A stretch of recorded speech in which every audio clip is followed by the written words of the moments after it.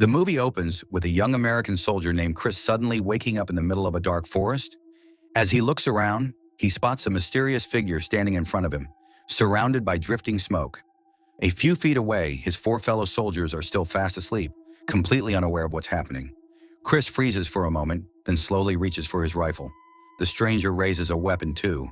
Believing he's about to die, Chris shuts his eyes and braces for the shot. But nothing happens. When he opens his eyes, the mysterious figure has vanished without a trace. The next morning, the squad wakes up and starts making breakfast read. Along with Chris, the team includes Beauty, Eugene, Tappert, and Kirk, the guy who's always rubbing his unbelievably smelly feet. Every one of them looks exhausted, filthy, and worn out, as if they've been wandering through this forest for over a week. As they continue toward an old chateau, they spot a German military car approaching. Acting fast, they plant landmines on the road. Seconds later, the vehicle explodes in a massive blast. Afterward, the soldiers collect weapons and valuables from the dead enemy troops and capture a German major alive. Instead of executing him immediately, they decide to give him a chance to fight. Their strongest soldier, Beauty, steps forward for a brutal hand-to-hand battle. But when it becomes clear that the German officer is about to defeat him, Chris pulls the trigger and ends the fight with a single shot. The squad then resumes its mission and soon comes across a group of desperate refugees whose lives have been shattered by the war. Feeling sorry for a woman and her child, Tappert gives her the gold teeth he had taken from a dead enemy soldier. It's the only help he can offer before the team is forced to move on.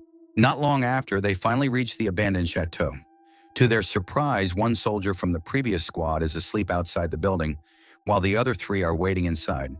The moment they see Chris and his men arriving as replacements, they can't leave fast enough. Their rushed departure and the fact that one member of their squad has mysteriously disappeared raises plenty of questions. But Chris doesn't press them for answers and lets them go. The team spreads out to inspect the old mansion. While searching the basement, Tappert discovers a large locked chest. Sitting beside it is an old family photograph showing four people, hinting that this place once belonged to a happy family. But before long, strange things begin happening. Objects start falling on their own without anyone touching them. Chris notices a terrifying footprint on the dusty floor that shouldn't be there. Beauty can't get a single match to light no matter how many he strikes. Then an eerie sound echoes from a locked room, and just as he steps away, the door slowly creaks open by itself. That night, while everyone is eating dinner, they hear a disturbing noise coming from the second floor. Grabbing their rifles, the soldiers rush upstairs, expecting an intruder. But when they enter the room, they find nothing except a curtain gently swaying in the wind. No one is there, only a set of fresh scratches carved deep into the wooden floor. Despite everything they've witnessed, the soldiers try to keep their nerves under control. After all, there are 5 of them. They're trained for combat, and they convince themselves there's nothing to fear. A little later, they hear a series of slow, rhythmic knocks echoing through the house. The pattern sounds exactly like Morse code. Curious, they write it down and translate the message. What they uncover sends chills down their spines. "I have no legs." Before they can even process what it means, something suddenly crashes down the chimney. It's a dead animal, and the unexpected sight scares everyone half to death. As night falls, the group splits up to sleep in different rooms. Kirk, hoping to hide his scent from the enemy, stays in the girls' bedroom, while Eugene heads down into the basement. There he notices the family photograph again. This time he also discovers an old notebook, and what he reads inside is absolutely horrifying. But things only get worse. The people in the family photo begin disappearing one by one, as if they're being erased right before his eyes. Meanwhile, Tappert chooses to sleep in the attic because it gives him the best view of the surroundings. During the night, he spots someone, or something, moving across the yard. He rushes outside to investigate, but the yard is completely empty. The next morning, everyone is on edge. Tappert shares alarming news he picked up over the radio. Enemy vehicles have been spotted nearby, and they're definitely not friendly. It has to be the Germans. With only 5 soldiers inside the chateau, they know they'll have to prepare for a fight against an enemy force that could be many times larger. While getting the house ready for battle, they pull back a rug and uncover a strange symbol carved into the floor. It looks like some kind of ritual circle. Eugene believes it's connected to black magic, possibly something the Germans performed. The others brush it off as superstition. But when they shove a heavy cabinet across the circle, the cabinet doors suddenly slam shut with incredible force, crushing Eugene's hand and breaking several of his fingers. His screams echo throughout the house. As Tappert tries to understand what just happened, he glances at a mirror, and in the reflection he sees the ghostly image of a woman hanging from the ceiling. When he turns around, she's gone. Later, while listening to the radio, they pick up a strange, distorted voice. Eugene reaches for a notebook to record what he's hearing, but suddenly his injured hand starts moving on its own. Without any control, it writes a terrifying warning. If you leave, you will die. Seconds later, the exact same message comes through the radio. Now the soldiers can no longer ignore the truth. They begin to believe that something evil is haunting the chateau. That night, German soldiers finally arrived. Chris and his team decide to stay hidden, hoping the enemy will think the chateau has been abandoned. The plan almost works. Just as the Germans are about to leave, a loud noise suddenly comes from the second floor. The enemy immediately turns back. Within seconds, a brutal gunfight erupts throughout the mansion. In the middle of the firefight, one of the Germans throws a grenade straight toward the group. Without hesitation, Booty throws himself on top of it to save his comrades. The explosion is devastating. Booty loses both his arms and both his legs, sacrificing himself so the others can survive. Though the remaining soldiers suffer only minor injuries, they continue fighting with everything they have as the relentless German assault closes in. Suddenly, the supernatural force comes alive again. One of the enemy soldiers is dragged into a bathroom filled with water, where an invisible force traps him inside, refusing to let him escape. At the same time, the eerie sound of children laughing echoes through the halls. Another soldier is suddenly thrown into a raging fire, while a third is caught in a noose and hanged. Ironically, these deaths mirror exactly what the Germans once did to the original owners of the chateau, the Hellwig family. But make no mistake, these aren't suicides. The restless spirits are carrying out their revenge. With the enemy soldiers finally dead, the immediate threat is over. But Beauty is left critically wounded, and everyone begins questioning whether staying inside this cursed chateau is a terrible mistake. After burying the bodies, the group gathers to discuss what to do next. Eugene shares what he discovered in the old notebook. The chateau once belonged to a member of the French royal family. During World War II, the Germans brutally tortured the family because they had been hiding Jewish refugees. The father was burned alive, the daughter was hanged, the son was drowned, and the mother was also murdered. But the strangest part is that after the massacre, every one of their bodies vanished without a trace. As the days pass, the soldiers become increasingly paranoid. Tappert finally admits that he once killed a German child during the war, a memory that has haunted him ever since and pushed him into a deep depression. Meanwhile, Chris walks into the bathroom and notices the bathtub is still full of water. As he leans over it, he sees the reflection of a ghost staring back at him. Startled, he spins around, but no one is there. Thinking the spirit may simply be seeking peace, Chris quietly says he wants to help. What he doesn't realize is that another ghost is standing silently behind him. Without warning, an unseen force grabs him and drags him beneath the water. As he struggles to breathe, horrifying visions flood his mind.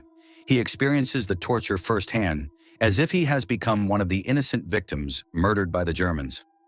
Chris suddenly wakes up in bed, gasping for air, unsure if it was just a nightmare or something far more real. The next morning, Beauty finally regains consciousness, but he's completely hysterical. He screams that none of this is real and, despite having lost both of his hands, somehow grabs Chris by the collar. With his final breath, Beauty desperately tells him, "Remember." Realizing they can't survive another night in the chateau, the remaining soldiers decide to leave immediately. But before long, they make a terrifying discovery. No matter which direction they go, they keep ending up on the same roads, passing the same places, and encountering the same people over and over again. It's as if the chateau refuses to let them escape.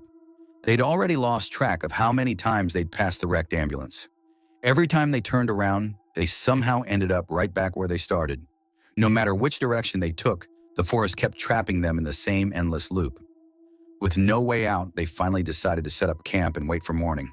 That night, an invisible force suddenly grabbed Tappert and dragged him into the abandoned house, hanging him from a rope. But just seconds later, the rope snapped and he found himself lying back in the middle of the forest as if nothing had happened. When he got to his feet, he noticed a strange word carved into the ground: Vitrul. At sunrise, the group stumbled upon the bodies of the German soldiers they had blown up with landmines earlier in the journey. Realizing there was no escape from the cursed forest, they decided to return to the chateau. They believed the only way to break the cycle was to confront the ghosts head-on. As they walked, they kept hearing the mysterious word, vitrule. It sounded strangely familiar, but none of them could remember where they'd heard it before or what it actually meant. That night, another unseen force attacked, this time grabbing Chris and dragging him deep into the darkness. His teammates chased after him and discovered a hidden room beneath the chateau. Inside were the horribly tortured bodies of an entire family. The soldiers believed the restless spirits were haunting the estate because they had never received a proper burial. So they decided to bury the bodies, hoping the souls would finally find peace. But things didn't go the way they expected. While they were digging the graves, Tappert spotted one of the ghosts and froze in terror. At the same time, the others found the final page of the family's journal on the father's body. What they read left them completely shocked. The family wasn't French at all. They were Afghan refugees. They had secretly been sheltering dozens of other refugees inside the chateau, helping them escape to America. Before she died, the mother performed an ancient ritual known as vitrule, unleashing a terrifying curse. Anyone who stood by and watched innocent people suffer without helping them was doomed to a horrific fate. After finishing the burial, the group returned to the chateau. To their surprise, the locked box they had opened earlier now contained cigars. Eugene also noticed something even stranger. The words in the diary had changed. The journal now warned that burying the bodies hadn't weakened the curse. It had made the spirits even stronger. The burial had given them the power to rise from the dead. What the squad didn't realize was that Tappert had quietly disappeared. He had become possessed by the evil spirits, which ordered him to dig up the freshly buried bodies. Under their control, he carried out a horrifying ritual that brought the dead back to life. Moments later, the resurrected ghosts launched a brutal attack. The soldiers fought with everything they had, but their weapons were completely useless. Nothing they did could stop the supernatural beings. Just when it seemed like they were about to die, something unbelievable happened. The ghosts suddenly began glitching, flickering, and breaking apart into tiny pixels, as if a powerful electromagnetic pulse was tearing them apart. Then Butchie appeared out of nowhere and screamed, "None of this is real!" In the next instant, Chris jolted awake in a hospital bed. He looked around and saw every member of his squad lying in nearby beds. As his memory slowly returned, the truth became clear. Everything they had experienced inside the haunted chateau had been part of an advanced military simulation. None of it had actually happened. And the biggest twist of all, they weren't World War II soldiers at all. They were members of a modern special anti-terrorism unit sent on a mission in Afghanistan, with the entire nightmare existing only inside a high-tech combat simulation. They were sent on a mission to evacuate a local doctor to a safe location. As the team approached the house, Tappert noticed two young children playing outside. But just before they could move in, a group of terrorists suddenly surrounded the area. If the special forces had revealed themselves at that moment, every single one of them would have been killed. So they stayed hidden behind a wall, forced to watch in silence as the terrorists committed an unimaginable massacre. They tied the doctor to a chair and burned him alive, hanged his daughter, and drowned his little son. Miraculously, the mother was the only one who survived. Chris desperately wanted to step in and save them, but then even more armed militants arrived. The squad knew they stood no chance against such overwhelming numbers, so they remained hidden until the terrorists finally left.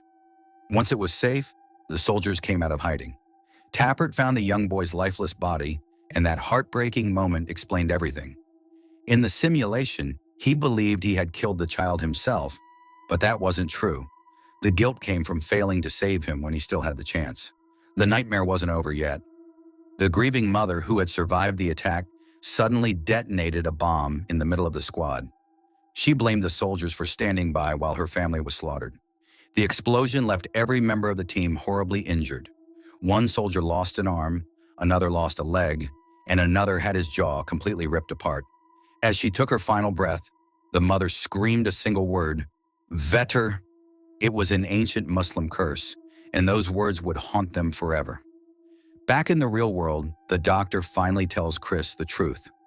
After suffering severe combat trauma, the entire squad had been placed inside a therapeutic simulation designed with World War II environments to help their brains recover. Chris is furious. He blames the doctor for exposing them to the horrifying ghosts of the murdered family. But the doctor is completely confused. According to the simulation's code, no Afghan family was ever supposed to exist inside the program. That's when Chris realizes the terrifying truth. The mother's curse didn't die with her. Somehow, it crossed into the digital simulation, bringing the spirits of her dead family with it. Now Chris understands that if he doesn't return and set things right, his teammates will either remain trapped forever inside that terrifying virtual nightmare or die helplessly in their hospital beds. He demands that the doctor reconnect him to the system immediately. Chris is plugged back into the simulation, but disaster strikes. A sudden system failure wipes out all of his memories. He wakes up once again in the middle of the night, standing in the same forest, watching the same mysterious man smoking a cigar. This time, he remembers absolutely nothing. He's back at the very beginning of the nightmare, trapped inside an endless and terrifying time loop with no way out. And that's where the movie comes to a chilling end. If you enjoyed this recap, let me know your thoughts in the comments, and don't forget to subscribe for more horror stories like this.